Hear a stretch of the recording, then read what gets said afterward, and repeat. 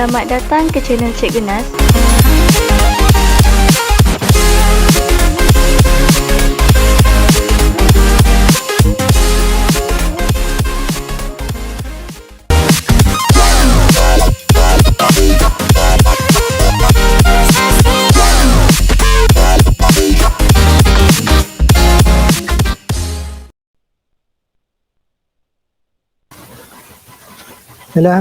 Assalamualaikum warahmatullahi wabarakatuh. Mohon respon sekiranya dapat mendengar dengan jelas. Soalan cikgu. Dapat cikgu. Cikgu. Okey.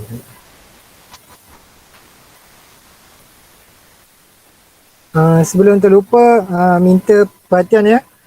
Sila tengok di ruangan, sila lihat di ruangan chat. Saya dah nyatakan tajuk dan juga objektif pembelajaran kita pada hari ini. Jadi anda semua boleh isi dekat dalam ruangan MSC selepas kelas kita berakhir nanti ya, insyaAllah. Okey, sebelum kita bermula, sekali lagi cuba tengok pada ruangan chat. Okey, saya ada maklumkan di situ. Baca saya tak nak sebut secara lisan. Okey, jelas InsyaAllah kita akan bermula sedikit masa lagi. InsyaAllah dalam jam 11.30 kita akan mulakan sesi PDP kita pada hari ini insyaAllah. Baik, sebelum terlupa, minta kerjasama semua untuk pastikan anda semua mengisi kehadiran di dalam Google Form. Pastikan mengisi kehadiran di dalam Google Form yang seperti kebiasaannya. Okey, baiklah. Kita dah pun tepat jam 11.30 pagi. InsyaAllah kita akan mulakan sesi kelas kita untuk hari ini. Sekarang ini kita ada hampir lebih kurang 43 orang. Okay, 43 orang. Daripada yang sepatutnya lebih kurang 90 orang sepatutnya ni. Cuma saya tertanya-tanya kenapa semakin hari semakin berkurangan yang hadir ke kelas ni. Adakah kerana terlalu boring ke macam mana? Saya nak dapatkan maklum balas daripada semua. Sebab kehadiran pada minggu lepas sampai satu kelas tidak hadir. Jadi saya tak tahu apa yang terjadi, kenapa terjadi sedemikian. Okey, boleh kita teruskan kepada sesi pembelajaran kita pada hari ini. Okey, saya mulakan dengan objektif pembelajaran yang akan kita sentuh pada hari ini. Masih di bawah tajuk bab yang ke-7. Okey, iaitu ekonomi utama yang terdapat di Malaysia. Okey, objektifnya kita akan mempelajari taburan dan juga lokasi kegiatan-kegiatan ekonomi utama di Malaysia. Dan yang kedua, sekiranya sempat, kita akan mempelajari faktor-faktor yang mempengaruhi kegiatan ekonomi utama di Malaysia. Okey, saya nak imbas balik kepada apa yang kita dah belajar pada minggu yang sebelumnya. Okey, dalam tajuk bab yang ke-7 ini, kita telah pun mempelajari kegiatan-kegiatan ekonomi utama yang terdapat di Malaysia, terbahagi kepada 3 kategori. Okey, siapa nak respon? Okey, sektor prima. Yang pertama, dari segi sektor pertanian. Okey, pertanian adalah merupakan kegiatan ekonomi yang terpenting di Malaysia. Kerana hampir kebanyakan kawasan, tidak kira di kawasan tanah pamah maupun tanah beralun, sebagai contoh juga tanah tinggi, semua pelusuk kawasan di Malaysia kita kebanyakannya mengusahakan kegiatan pertanian. Okey, kalau siapa boleh ingat balik apa yang kita dah belajar masa tingkatan 1 dulu. Apakah contoh-contoh kegiatan pertanian yang boleh dilaksanakan di kawasan tanah tinggi? Siapa nak respon? Kegiatan ekonomi terpenting ni iaitu pertanian di kawasan tanah tinggi. Silakan. Tanaman teh. Tanaman teh. Okey, lagi? Yang lain? Siapa yang nak mencuba lagi? Silakan. Saya nakkan komunikasi dua hala yang aktif sikit daripada tingkatan 3 ni. Ramai ni. Kita lebih kurang sepatutnya 90 orang. Janganlah asyik saya tanya saya jawab. Saya nakkan jawapan daripada anda semua. Okey, apa lagi kegiatan pertanian yang boleh dilaksanakan di kawasan tanah tinggi? Sayur-sayuran, hawa sederhana. Sayur-sayuran. Okey, sayur-sayuran hawa sederhana. Baik. Lagi? Buah-buahan, Buah-buahan. Okey, ada lagi tak? bunga-bungaan. Bunga-bungaan. Okey, lengkap di situ Okey, itu adalah dari segi kegiatan ekonomi pertanian di kawasan tanah tinggi. Bagaimana pula dengan di kawasan tanah pamah? Apakah jenis pertanian yang banyak kita boleh lihat diusahakan di kawasan tanah pamah? Padi. Lagi? Getah. Bagus. Sawit. Lagi? Saya nak supaya awak bukan sekadar dia timbul macam ni. Kebanyakan kita biasanya belajar melalui pengalaman. Sebagai contoh, dia pernah pergi ke Cameron Highland. Jadi dia tahu dekat Cameron Highland ada ladang teh, kita ada tanaman hawa sederhana. Tapi bagi kepada yang mungkin belum pernah sampai, dia tak nampak benda-benda tu. Jadi dengan pembelajaran, dengan cara kita berkomunikasi macam ni, saya nak congkel awak punya kefahaman, dari segi pengetahuan am. Janganlah kata, nanti sebagai contoh lah, kalau bukanlah kerana awak belajar tajuk bentuk muka bumi pinggir laut waktu tingkatan 1 dulu, boleh tak awak nyatakan beberapa ciri fizikal yang boleh dijumpai di kawasan pinggir laut? Saya pinggir laut pun jarang-jarang cikgu. Boleh tak nyatakan 3 ciri fizikal yang terdapat di pinggir laut? Luar daripada topik. Saya nak uji balik awak punya pengetahuan am. Okey, ada yang nak respon tak? Cikgu soalan apa tadi? Boleh tak nyatakan 3 ciri fizikal? Contoh ciri fizikal yang terdapat di kawasan pinggir laut. Gerbang laut. Gerbang laut. Bagus. Tanjung. Lagi? Ya? Teluk. Kita ada batu tunggul, kita ada batu sisa, kita ada tebing. Lagi kita ada apa lagi? Kita ada legun. Itu sebahagian. Okey, alhamdulillah, maknanya awak masih lagi boleh ingat. Okey, jadi untuk yang ini kita nak imbas balik antara jenis-jenis kegiatan pertanian yang awak dah belajar masa tingkatan 1 yang dapat dilakukan di kawasan tanah pamah. Okay, antaranya tadi seperti yang kita dah bincangkan, iaitu tanaman padi. Kita ada kelapa sawit, kita ada getah, kita ada apa lagi? Kita ada padi. Okay, ini antara contoh-contoh kegiatan ekonomi utama, khusus dalam bidang pertanian. Okay, kita lihat kenapa bidang pertanian ini amat sesuai dijalankan di Malaysia. Yang pertamanya kerana tanaman ini sesuai ditanam disebabkan keadaan suhu yang panas. 27 darjah Celsius tu dikira panas itu sebab kita berada di iklim apa? Siapa ingat? Kita berada di zon iklim apa? Ni nak ingat balik yang tingkatan 2 dulu.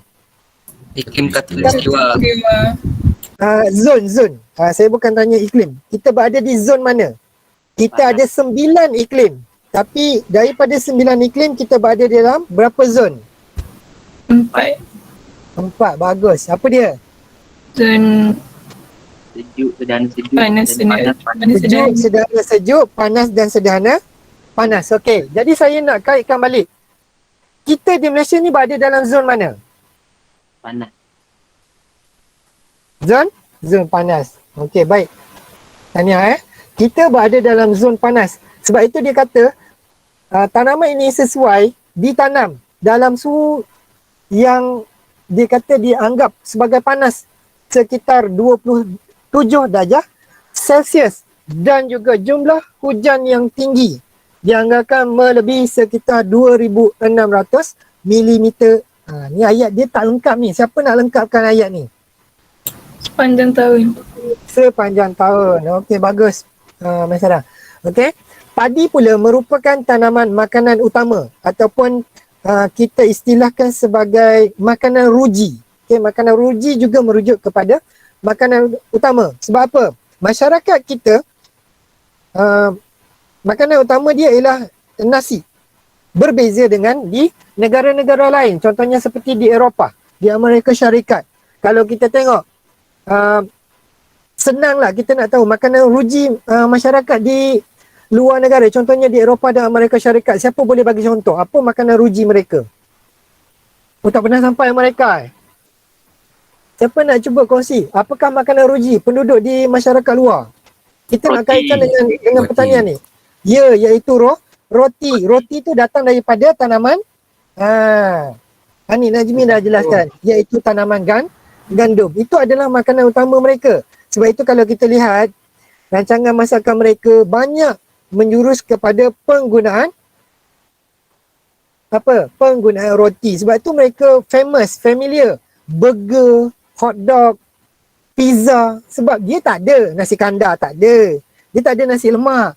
Dia tak ada nasi Bukhari ke, nasi apa, tak ada. Sebab itu bukan makanan ruji mereka.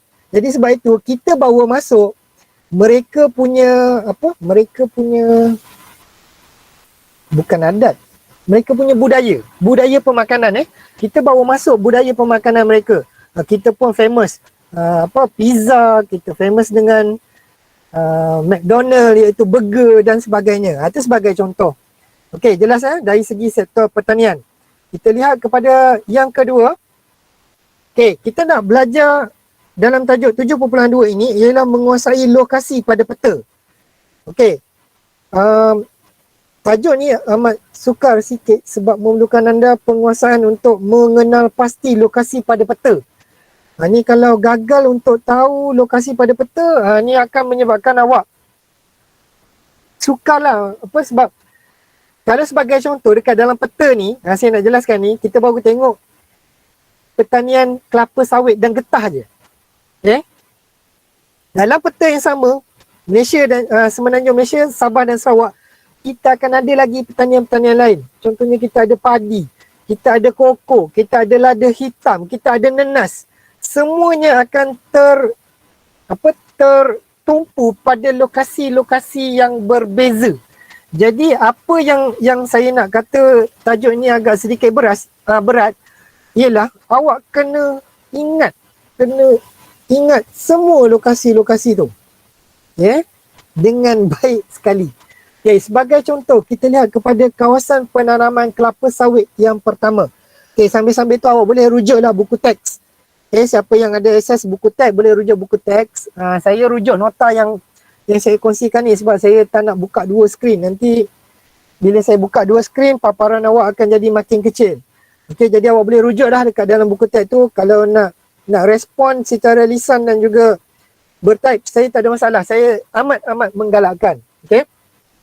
Kita lihat kepada kawasan penanaman kelapa sawit yang pertama, iaitu terletak di kawasan Teluk Intan di Perak. Okey. Ini adalah merupakan salah satu kawasan pertanian utama juga kelapa sawit. Kenapa? Kelapa sawit adalah merupakan pertanian ekonomi utama kepada Malaysia, iaitu apa? Sebagai minyak masak bagi penduduk di negara kita dan juga untuk tujuan ekspor ke luar negara, terutama ke negara-negara yang banyak, yang lazimnya menggunakan minyak masak dalam dalam masakan. Hello guys. Dah tu kenapa pula tu? Okey, berbeza dengan di luar negara. Dekat luar negara contohnya seperti di Amerika dan sebagainya, mereka tidak menggunakan minyak sawit untuk masakan. Siapa tahu mereka menggunakan minyak apa?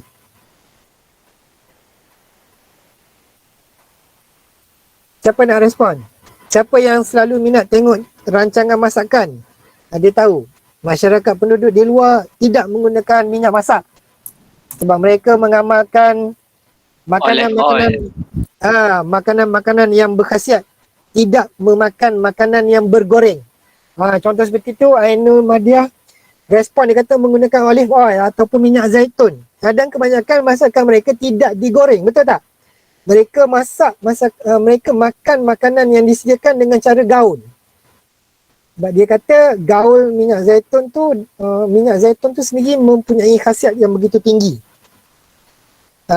Goreng-gorengan ini sebenarnya banyak banyak mengundang kepada pelbagai jenis penyakit yang tidak baik sebenarnya pada kita. Tapi kita tak boleh nak kata juga kan. Sebab itu penduduk masyarakat di luar banyak yang mengamalkan pemakanan yang sihat berbanding kita masyarakat di Malaysia. Kita banyak makan makanan yang bergoreng. Itu yang banyak penyakit tu.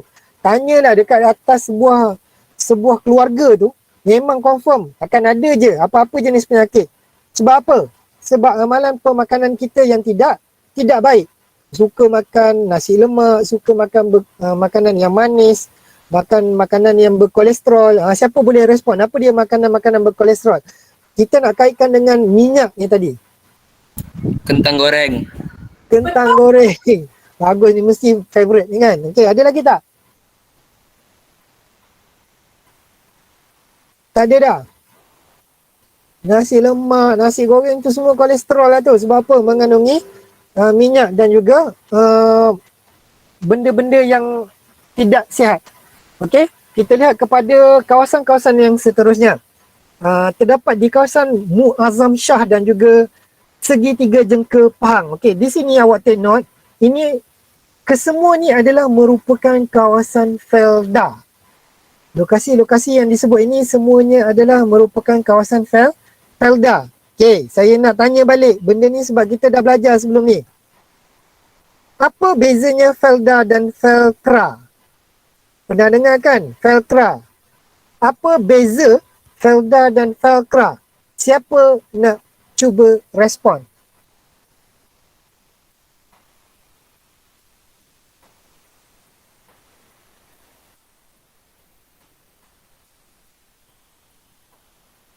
Nampak macam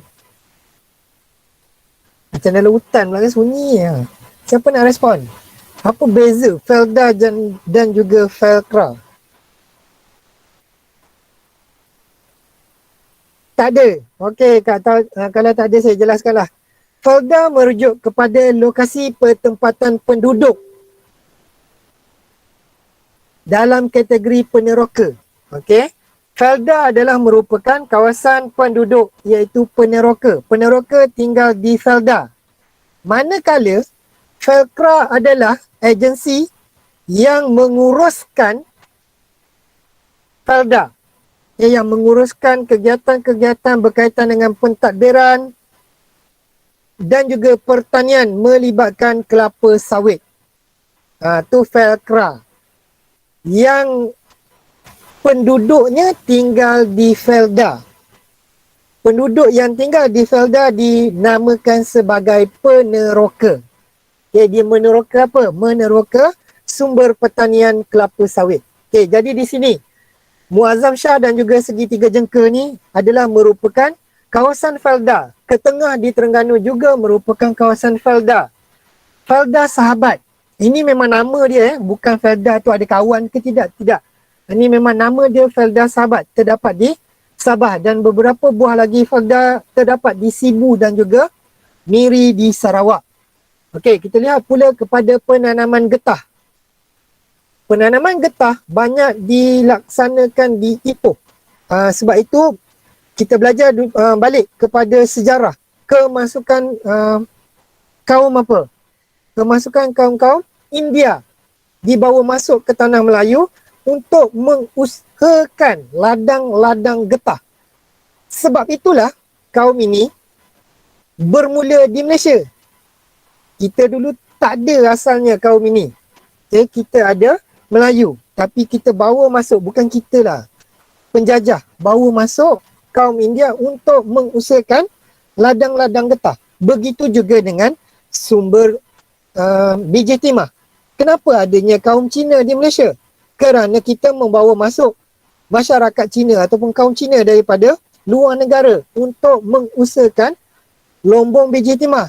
Itu adalah salah silah kenapa wujudnya pelbagai kaum kita di Malaysia. Okey, itu sedikit selingan sejarah. Okey, kemudian kita ada di Keluang, Labis, Simpang Renggam dan juga Segamat di Johor. Okey, ni di sini kita boleh lihat pemandangan kawasan pertanian pokok getah yang begitu banyak. Di Kuala Lipis dan juga segitiga jengka di Pahang juga terdapat tanaman getah. Lahad Datu, Tenom, Keningau dan juga Kudat di Sabah. Okay? Ini baru kita nama je. Kita belum tengok lokasi. Inilah yang memerlukan anda menguasai peta. Okey. Saya lebih tertarik kepada nak maklumkan kepada anda semua apa yang kita pelajari di dalam tingkatan 3 ini sebenarnya adalah merupakan topik-topik yang sama dipelajari oleh pelajar-pelajar SPM tingkatan 5 yang mengambil mata pelajaran geografi SPM. Okay, kalau anda rasakan tajuk ni senang, maksudnya SPM awak boleh skor untuk dapat A. Sebenarnya geografi SPM dan juga geografi PT3, apa yang awak belajar adalah hampir sama. Advantage dia, benda yang awak semua dah belajar daripada Form 1, Form 2 dan Form 3. Dia tak ada beza berbanding dengan mata pelajaran lain. Sebagai contoh saya bagi, matematik. Tingkatan 1 belajar lain, tingkatan 2 belajar lain, tingkatan 3 belajar lain, naik tingkatan 4 dan 5 belajar tajuk lain. Geografi tak ada. Geografi awak akan belajar benda yang sama. Tetapi adalah satu kerugian di mana Syam tidak membuka subjek geografi untuk SPM. Lebih senang berbanding awak ambil prinsip account. Lebih senang berbanding awak ambil apa lagi? Siapa tahu lagi subjek-subjek tingkatan 4. Awak kena tahu ni sebab awak dah tak lama dah. Awak ada lagi lebih kurang 4 hingga 5 minggu je, 5 bulan je lagi. Lepas tu awak dah bergelar pelajar tingkatan 4. Awak dah pilih aliran masing-masing. Kalau awak tak tetapkan daripada sekarang, ni nanti awak tak tahulah. Kalau kata, saya minat nak jadi doktor cikgu. Tapi nanti naik tingkatan 4, ambil aliran sastra. Sebagai contoh. Bukan ambil aliran sains tulen. Maknanya awak punya aliran dan juga awak punya masa depan tu, dia dah jadi bercelaru dah di situ. Okay? Jadi awak tetapkan daripada sekarang, awak nak pilih aliran apa. Minat awak di bahagian mana. Okay? Saya balik semula kepada yang ini. Okay, di sinilah awak perlu menguasai lokasi-lokasi ni. Saya sebenarnya tidak berniat untuk memburukkan sendiri mata pelajaran geografi ni. Bukan apa, sebab ramai yang akan kata, alah cikgu belajar tingkatan 1, 2, 3 je. Nanti kami bila naik tingkatan 4 dan 5 tak belajar dah pun geografi ni. Apa dah hal kan? Maksudnya tak penting pun kena belajar-belajar benda ni. Isu dia ialah benda ni adalah pengetahuan am yang sepatutnya nanti memudahkan untuk awak mengaitkan balik dengan apa saja topik yang berkaitan sewaktu tingkatan 4 dan 5 nanti. Sebagai contoh, siapa yang ambil aliran ekonomi nanti, ni benda ni ada kaitan dah ni. Salah satu subtopik dalam geografi iaitu kegiatan ekonomi utama di Malaysia. Kalau awak anggap remeh tajuk ni, nanti naik tingkatan 4 sampai tingkatan 5, awak memang akan bermasalah dengan siapa yang ambil mata pelajaran ekonomi. Awak nak kaitkan juga dengan mata pelajaran perdagangan contohnya. Nak kaitkan balik dengan prinsip account. Tak kuasai matematik, memang awak akan bermasalah. Okey, saya cakap terus terang, bermula daripada sekarang, awak dah kena fikir dah mana haluan awak. Kalau rasa tak gagah untuk awak kuasai beberapa mata pelajaran tu, cuba untuk lihat di mana kebolehan dan juga kemampuan awak. Jangan nanti nak ikut seronok kawan. Kawan ambil aliran sains, kau pun sibuk nak ambil aliran sains. Matematik fail. Sains di C ataupun D. Itu jadi masalah lah. Sebab nanti awak akan belajar biologi, awak akan belajar kimia, awak akan belajar fizik. Benda tu bukanlah satu benda yang mudah. Bukan macam awak belajar geografi ni. Tak apalah, nanti cikgu terangkan. Faham lah tu. Dia berbeza. Benda ni semua berbeza. Kalau lagi siapa yang masuk ke SBP dan juga ke MRSM, akan lagi teruk cara belajar dia. Sebab apa? Yang masuk semuanya adalah pelajar-pelajar yang bagus-bagus. Mereka dapat beradaptasi dengan bagaimana kaedah pembelajaran mereka di sekolah. Ada yang jenis belajar melalui apa yang guru ajar. Ada yang jenis belajar dia baca buku dia faham. Cikgu ajar sikit pun dia dah faham. Sebab apa? Amalan pembelajaran masing-masing adalah berbeza. Jadi kalau awak jenis yang spoon feeding macam ni, saya terangkan awak respon pun nak tak nak je. Lepas tu berangan nak masuk ke SBP dan juga sekolah-sekolah yang integrasi jempol ke, MRSM ke dan sebagainya, awak akan lihatlah awak akan bermasalah nanti. Okey, sebab cara pembelajaran awak nak amalkan ikut amalan awak yang lama. Itu memang saya bagi tahu terus terang, jangan buat macam tu. Okey, waktu belajar betul-betul. Okey, kita tengok kepada yang seterusnya. Ni banyak salingan ni. Okey, kita tengok kepada yang seterusnya. Kalau ada siapa yang nak bertanya silakan teruskan, saya tak ada masalah. Okey, siapa yang tak pernah tengok? Ini adalah merupakan bagaimana usahaan pertanian padi dijalankan. Okey, pertanian padi dapat dijalankan secara dua kategori. Okey, saya ni dah melarat dah ni. Apa ni, bau pertanian dia dah setengah jam lah. Okey, pertanian padi yang dijalankan di Malaysia secara tanaman padi sawah dan juga padi huma. Okey, padi sawah ditanam di kawasan tanah pamah. Manakala padi huma ditanam di kawasan tanah tinggi, iaitu di kawasan yang berbukit. Contohnya seperti di Sabah. Okey, dan ada sebahagian yang banyak kita nak bagi contoh, iaitu pertanian padi huma di kawasan lereng gunung berapi di Indonesia. Okey, kemudian ini adalah merupakan kawasan pertanian kelapa sawit. Ini hasil dia adalah tandan kelapa sawit. Biji sawit inilah kita proses dijadikan minyak masak. Okey, kita lihat kepada sektor perindustrian. Yang kedua, terdapat dua kategori dalam sektor sekunder, iaitu industri berasaskan sumber dan juga bukan berasaskan sumber. Okey, industri berasaskan sumber menggunakan bahan mentah. Okay, menggunakan bahan mentah sebagai contoh yang tadilah, padi, kelapa sawit, getah, nenas, kopi dan juga lada hitam. Okey, manakala industri bukan berasaskan bahan mentah, industri bukan berasaskan sumber merujuk kepada bahan yang separuh siap ataupun komponen lain untuk menghasilkan barang yang siap. Okey, kita tengok terus kepada contoh. Contoh industri berasaskan sumber. Okey, kita ada industri berasaskan getah yang boleh, industri berasaskan getah ni menghasilkan tayar, kasut, tilam dan juga sarung tangan. Kenapa famous sangat sarung tangan ni? Siapa nak kaitkan? Siapa boleh kaitkan dengan sarung tangan ni? Silakan, saya nak dengar komunikasi daripada anda semua.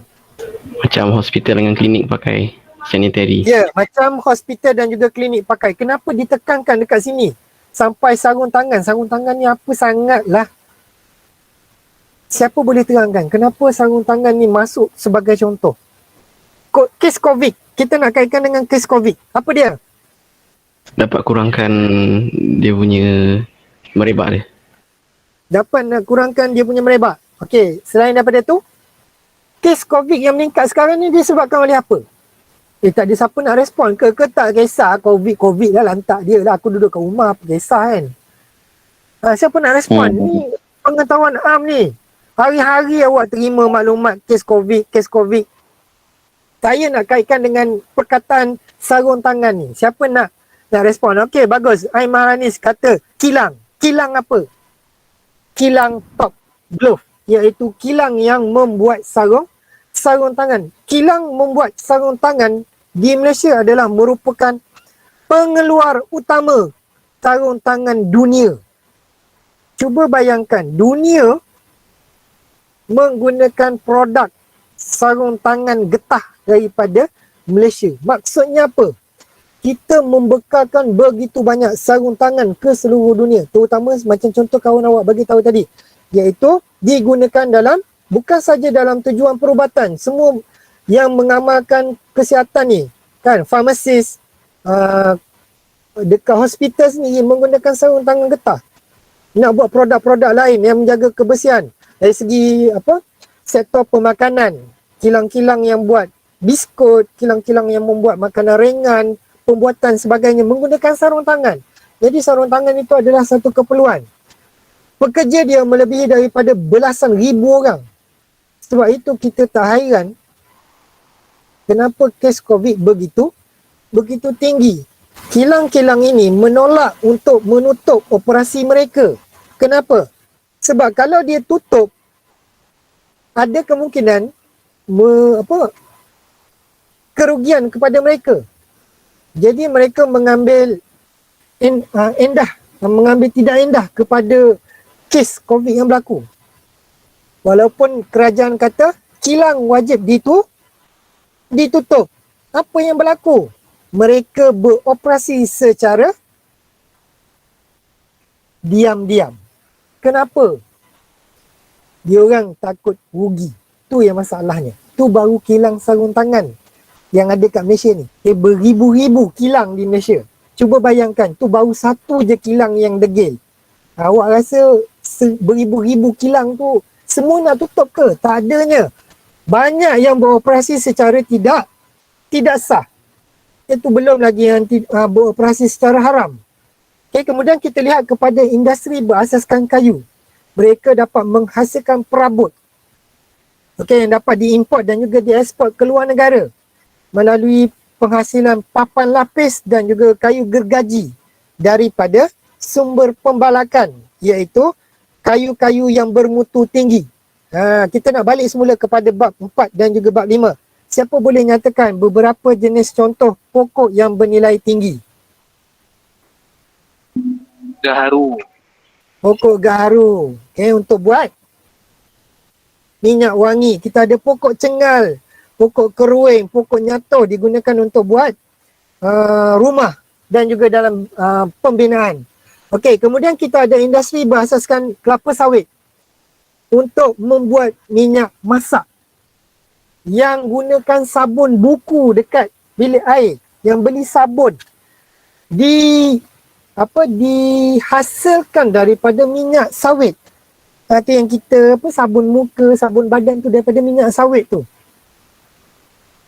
Pembuatan lilin juga daripada minyak sawit serta barangan kosmetik. Siapa yang suka sangat guna barangan kosmetik tu kan? Ada dia punya unsur-unsur bahan itu dihasilkan melalui bahan kelapa sawit. Okay? Ni antaranya lah. Bukanlah banyak. Okay, sebahagiannya. Jadi masih lagi digunakan dalam pembuatan kosmetik. Okey, kita lihat kepada yang seterusnya. Industri elektrik. Okey, ini industri bukan berasaskan sumber. Industri elektrik dan juga elektronik. Iaitu dalam pembuatan barangan elektrik. Sebagai contoh penghawa dingin, televisyen dan juga peti ais. Okey, serta industri automotif.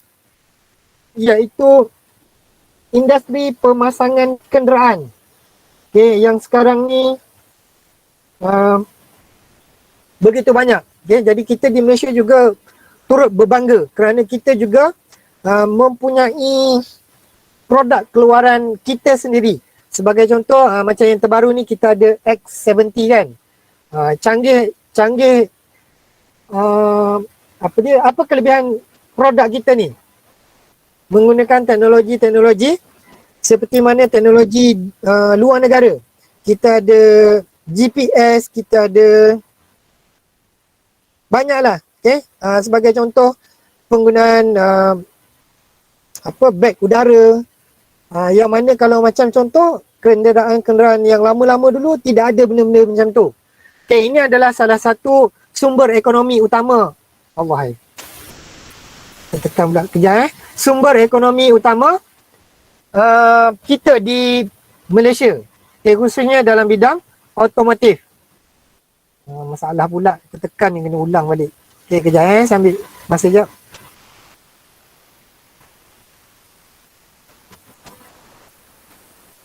Okay, bagus. Dah hang terus. Okay, sekejap. Okey, ada tak sesiapa nak respon sambil-sambil tunggu benda ni?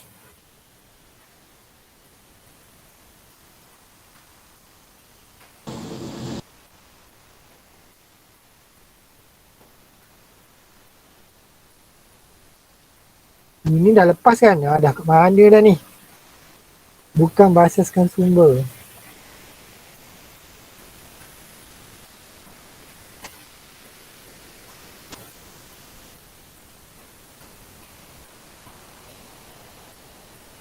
Sekejap ya. Okey. Ini saya skip dulu sebab video ni agak panjang. Okey, kita terus kepada lokasi. Okey, ini khusus kepada lokasi perindustrian utama. Ini jelas lah. Saya kata kalau minta awak untuk hafal dan kuasai memang bermasalah. Sebab apa? Begitu banyak lokasi. Yang tadi kita baru kuasai lokasi pertanian. Yang ini kita masuk kepada lokasi perindustrian. Sebagai contoh, kawasan lokasi perindustrian utama yang ada iaitu di Gurun, di Kedah. Terutama sekali industri pembuatan otomotif di sini. Kita ada kilang kenderaan di sini. Okay, kemudian kita ada di Kulim, kita ada Kamunteng, Ipoh dan juga Tanjung Malim di Perak. Kemudian di Shah Alam kita ada banyak industri. Okay, banyak kilang-kilang.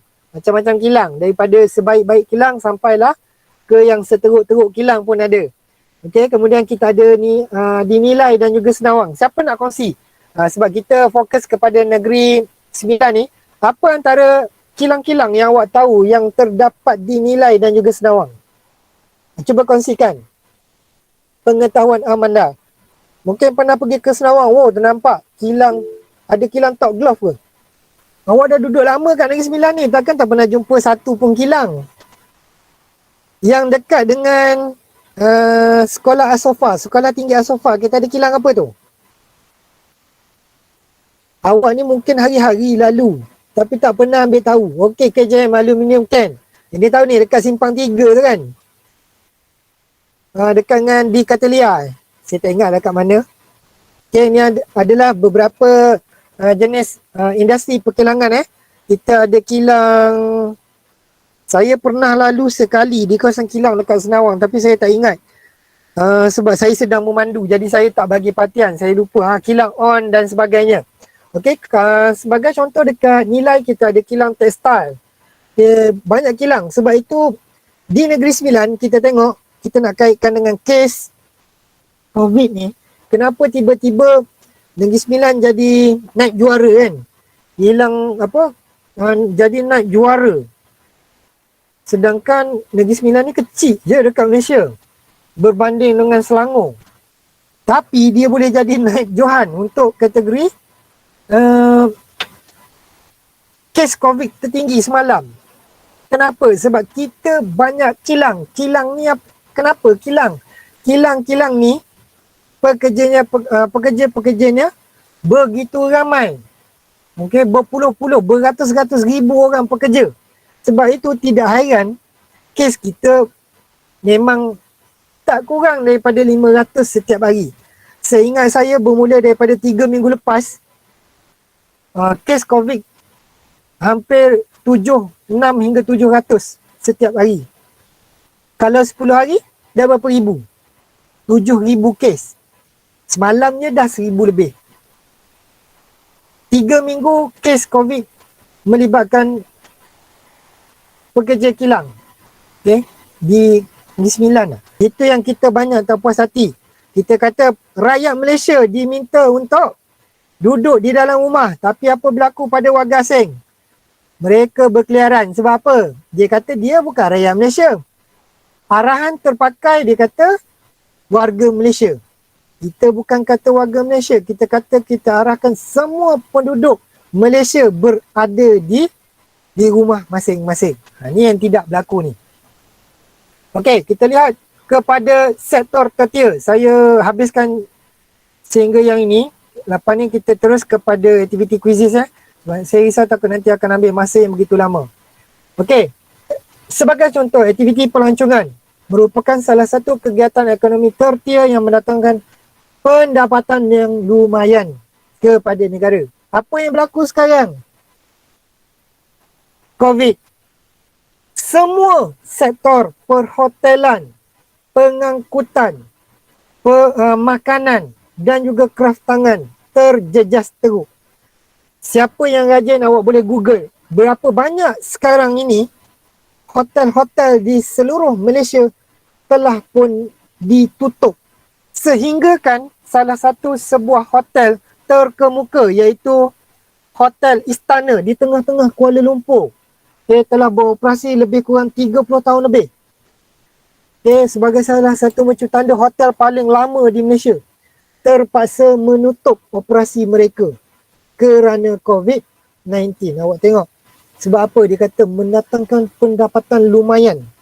Berlaku wabak seluruh dunia. Maksudnya kita hilang pendapatan negara. Tak ada lagi dah. Orang datang nak pergi melancong daripada luar negara. Nak masuk ke sempadan negara pun tak boleh. Kita nak keluar negara pun tak boleh. Kecuali individu-individu tertentu lah. Kan, yang dalam kurungan tu. Okey. Kemudian kita lihat aktiviti pelancongan melibatkan pelancongan domestik dan juga antarabangsa. Pelancongan domestik ni yang dalam negara lah. Pergi ke Cameron Highland, pergi ke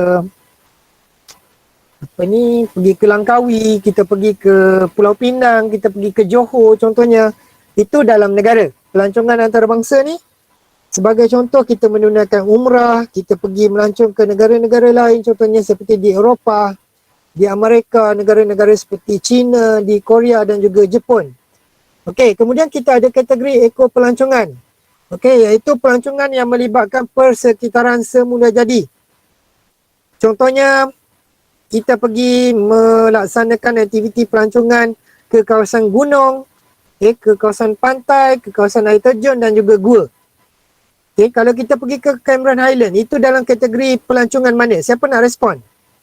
Pergi ke Cameron Highland dalam kategori pelancongan apa? Ya sahib ana. Pelancongan di Cameron Highland dalam kategori apa?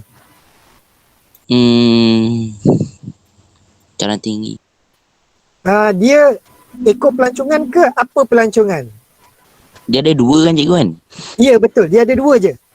Satu ekor pelancongan, satu lagi apa? Siapa nak respon? Lama. Melibatkan tumbuh-tumbuhan, apa dia? Melibatkan pertanian, apa dia? Agro pelancongan. Okay? Agro pelancongan merujuk kepada industri pelancongan melibatkan kegiatan pertanian. Okay, awak pergi melawat ladang teh, awak pergi ladang bunga lavender, pergi ke ladang strawberry, pergi ke kawasan lebah, okay? Kawasan madu lebah tu. Itu semua dalam kategori agro pelancongan. Okay, ini pula adalah merupakan kawasan-kawasan pelancongan utama di seluruh Malaysia. Kita ada kebanyakannya pulau-pulau dan juga kawasan pantai-pantai. Ini semua adalah kawasan-kawasan pelancongan utama. Okey. Sebagai contoh, saya nak bawa. Kita pergi ke Cameron Island. Kita ada pertanian melibatkan buah-buahan, strawberry. Kita pergi ke Pulau Manukan. Pulau Manukan di Sabah. Ini merupakan salah satu kawasan, kalau tak silap saya, taman negara rasanya. Taman laut negara, sorry. Okey, yang mana pulau ni kita tak boleh buat kerosakan lah. Hanya untuk tujuan pelancongan, nak scuba diving sebagainya. Siapa yang ada tengok video yang saya pergi ke Sabah dengan sekumpulan cikgu-cikgu lelaki tu, okey, itu kami pergi ke Pulau Manukan. Okey, berkesempatan Ustaz Damadi dan juga Ustaz Hafiz berenang, scuba dalam tu. Manakala kami yang baki-baki tu semua menjadi penontonnya lah. Sebab sayangkan kulit. Sebab panas, cuaca panas, nanti kadang hangus. Okey. Alasannya tu kan. Padahal tak reti berenang. Okey. Kemudian kita ada Gua Mulu. Kita ada Gua Mulu di Sarawak. Okey, ini pelancongan masuk ke dalam gua. Antara lain juga kawasan Gua Mulu ini membekalkan apa? Siapa nak respon? Selain daripada destinasi pelancongan, dia juga membekalkan apa? Gua Mulu. Nak bekal apa? Batu semua ni. Membekalkan, ya, antaranya sarang burung dan juga najis Lawa. ke lawa. Bagus. Apa guna najis ke lawa tu? Nak buat apa? Digunakan untuk baja urea. Okay, sebagai baja organik untuk tujuan pertanian. Okay, kemudian kita boleh lihat aktiviti eko pelancongan di kawasan Taman Negara Pahang. Okay, memudiki antara sungai-sungai, jaringan sungai di Pahang.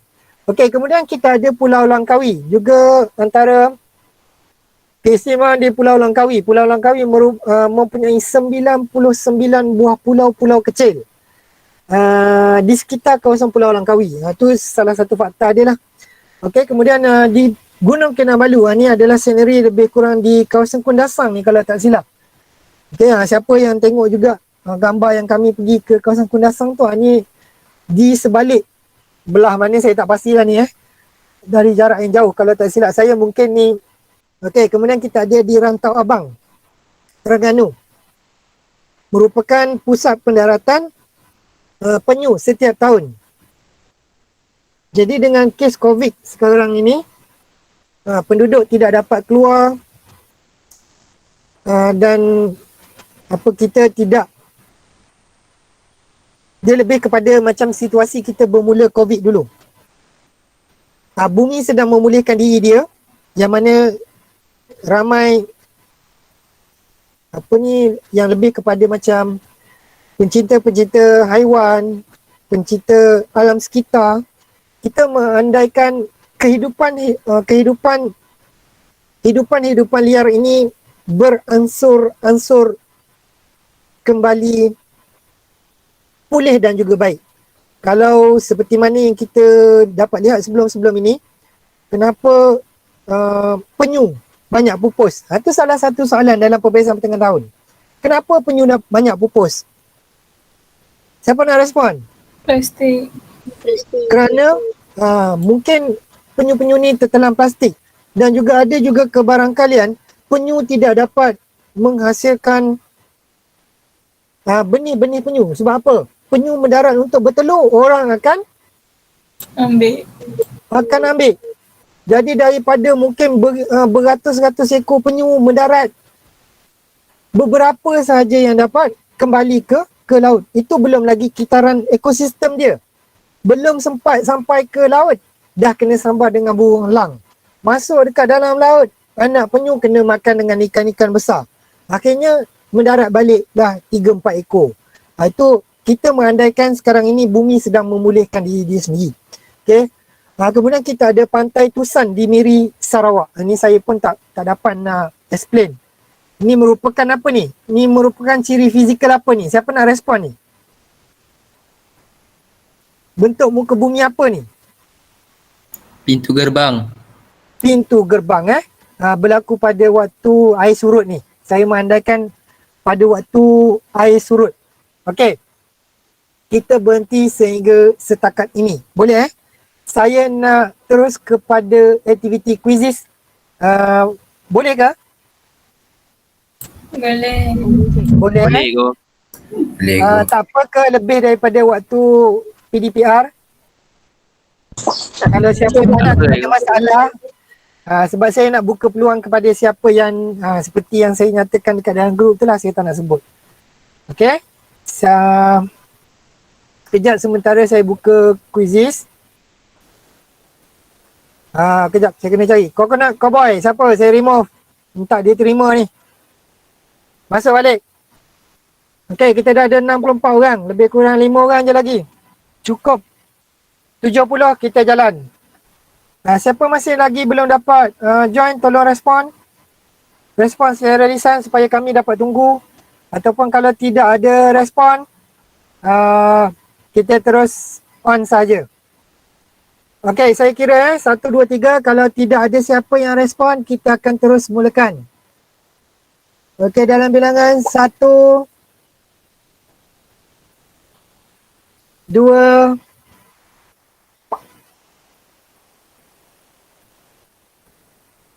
3. Cukup 70 orang. Kita jalan Okey, jawab dengan baik. Seperti mana yang saya dah maklumkan, Hanya skor 25,000 ke atas saja yang saya terima.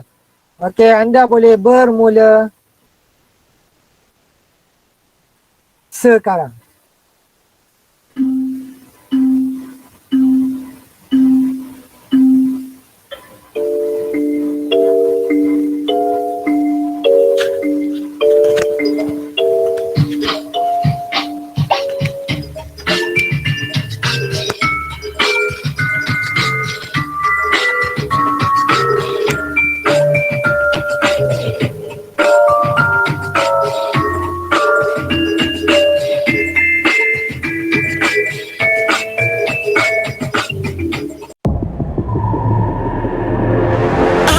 Never felt so alive in my life.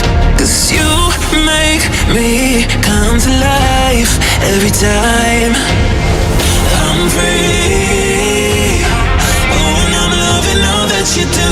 Can't you see that I'm crashing right into you?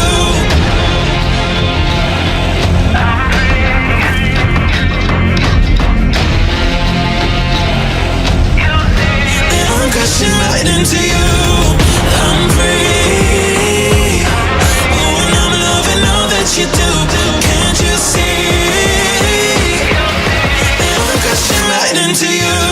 Yeah, I'm free falling. Can you hear me calling, calling for you? Yeah, I'm free falling. I'ma keep on falling, falling for you. I'm free. Oh, and I'm loving all that you do.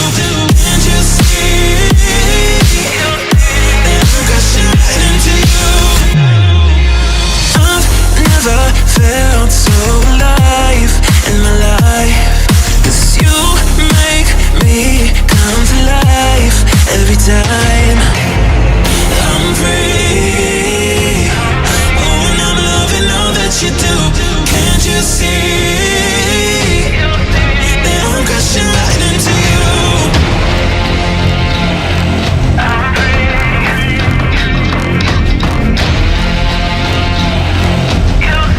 That I'm crashing right into you. I'm free. Oh, and I'm loving all that you do. Can't you see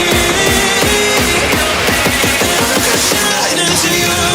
Yeah, I'm free falling. Can you Baik, kita ada lagi berbaki beberapa individu yang masih lagi belum selesai. Okey, macam ni lah, apa ni?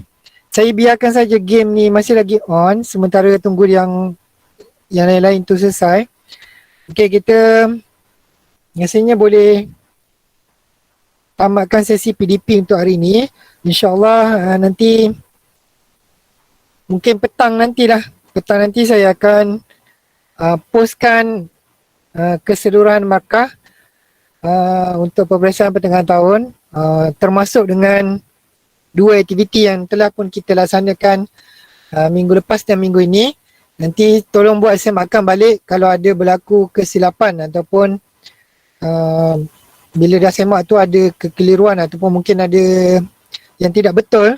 Okey, tolong maklumkan dekat dalam grup saja, jangan PM personal. Sila maklumkan dekat dalam grup. Okey, insyaAllah petang nanti kalau tak ada apa-apa saya akan share markah, lembaran markah masing-masing. Okey, dekat dalam grup. Tapi saya tak boleh nak bagi awal lah sebab petang ni saya terlibat dengan mesyuarat guru. Selepas tu lah baru insyaAllah saya ada masa dan saya akan post dekat dalam grup. Okey, Alhamdulillah hari ni kita dah pun selesai aktiviti PDPR di bawah tajuk bab yang ke-7 iaitu ekonomi utama yang terdapat di Malaysia. Hari ini kita dah tengok beberapa lokasi. Okay, beberapa lokasi taburan ekonomi terutamanya sektor primer, sekunder dan juga tertier. Saya harap anda semua dapat buat pembacaan yang lebih di samping dengan saya bercerita tadi tu. Okey, untuk kelas yang akan datang, okey, sebelum saya terlupa, tolong isi kehadiran dulu dekat dalam Google Form tu, dan isi juga kehadiran dekat dalam My School Channel, dan sila post anda punya tugasan dekat dalam Padlet tu. Okay, masih ramai yang belum post aktiviti dekat dalam Padlet tu. Okay, satu saya nak pesan ialah minta tolong jangan gunakan file PDF sebab bila awak gunakan file PDF, bila sesiapa saja yang nak buka, kita terpaksa download awak punya file tu. Okay, jadi nanti dia akan jadi bertindih-tindih sebab bila ramai yang gunakan PDF, file awak tu akan bertambah nanti dekat dalam siapa saja yang download tu. Okay, jadi minta tolong awak tukarkan file presentation tu, sama ada awak gunakan PowerPoint ataupun gunakan fungsi Canva. Okay, tak kisahlah mana-mana, awak nak gunakan Google Doc pun tak ada masalah, tapi tolong pastikan jangan restrictkan awak punya dokumen. Sebab ada juga yang gunakan Google Doc, bila klik dia kena request access. Tolong unblockkan benda tu. Okey, jelas ada sebarang soalan sebelum saya tamatkan sesi hari ini? Kalau ada soalan boleh nyatakan di sini. Tak ada aku. Ada cikgu. Tiada Okey, kalau tak ada, kita tamatkan dulu sesi PDP kita pada hari ini. Selanjutnya kita akan sambung dekat dalam dekat dalam grup Telegram Okey, Assalamualaikum warahmatullahi wabarakatuh. Terima kasih atas semua pelibatan dan juga kehadiran pada hari ini. Terima kasih, Cikgu. Salam cikgu. Terima kasih, Cikgu. Terima kasih, cikgu. Terima kasih cikgu. Sama-sama. Terima kasih, cikgu. Ya, sama.